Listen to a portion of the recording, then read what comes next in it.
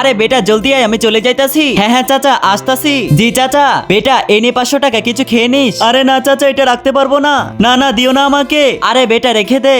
নালায়েক, তোকে না নিষেধ করছি টাকা নিতে। আরে বাবা চাচা তো জোর করে দিয়ে দিছে। ঠিক আছে নিছো যখন আমাকে দে। আরে না না আমি দেবো না এই টাকা, দিয়ে দে বলতাছি। না না আমি পার্টি করবো, যাইতাছি আমি। আরে চলে গেল আশুক আজকে ঘরে।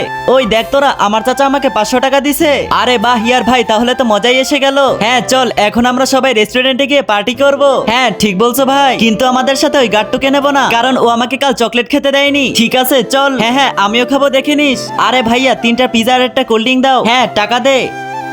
আরে আমার টাকা কোথায় পড়ে গেল? ভাইয়া 2 মিনিট দ্বারা হইতাছি।